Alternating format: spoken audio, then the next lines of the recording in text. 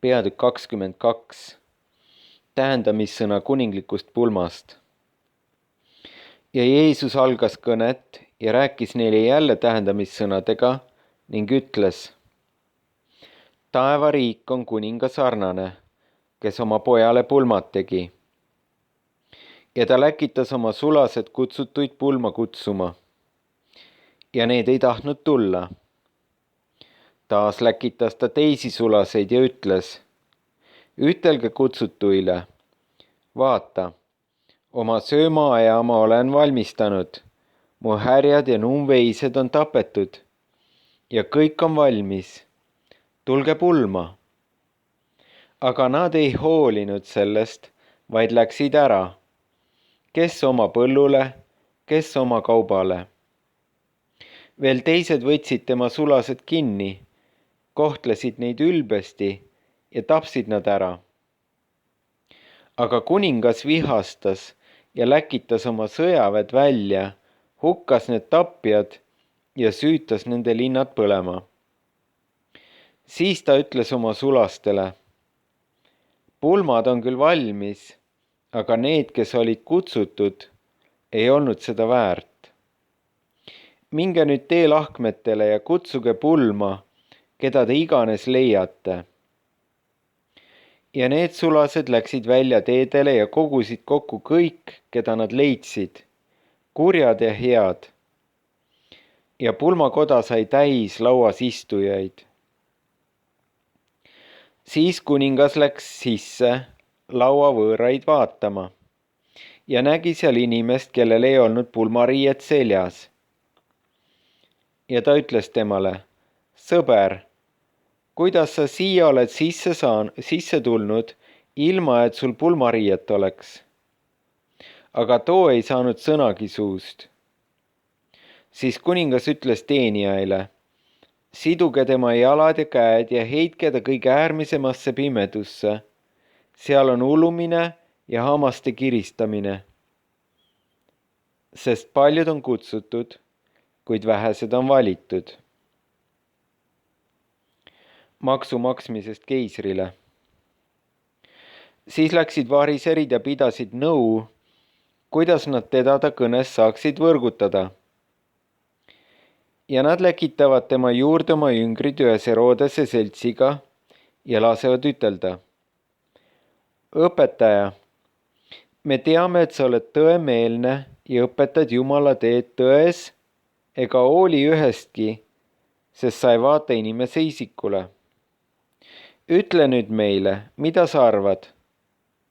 Kas on tarvis anda maksu keisrile või mitte?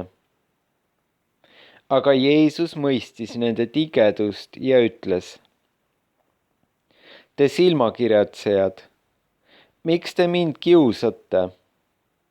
Näidake mulle maksuraha. Ja nad tõid tema kätte ühe teenari.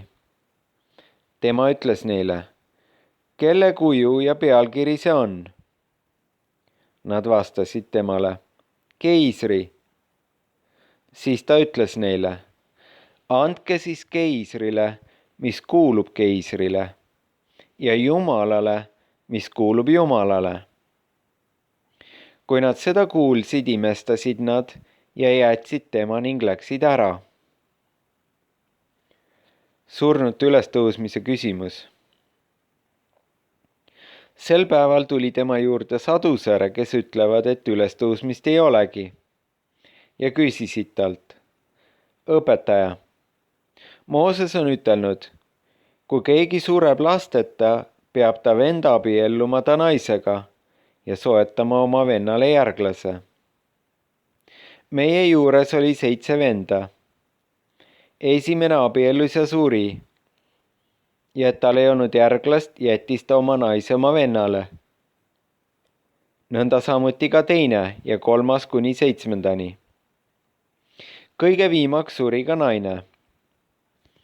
Ent ülestõusmises, kelle naiseks ta jääb nende 7 seast, sest ta on kõikidel olnud. Aga Jeesus kostis ning ütles neile: Eksite, sest te ei mõista kirja ega Jumala väge. sest ülestõusmises ei võeta naisi ega minda mehele, vaid ollakse kui Jumala inglid taevas.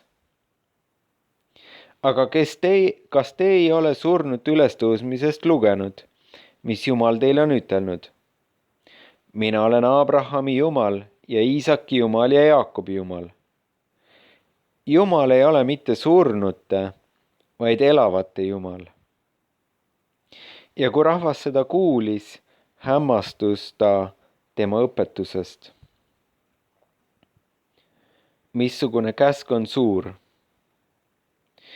Aga kui variserid said kuulda, et ta saduseride suu oli sulgenud, tulid nad ühel meelel kokku ja üks käsutundja nende seast küsis talt teda kiusates: õpetaja, missugune käsk on suur käsuõpetuses?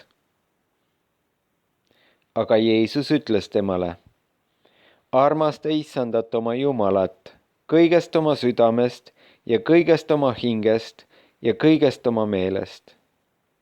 See on suur ja esimene käsk. Aga teine on selle sarnane: armasta oma ligimest nagu iseennast.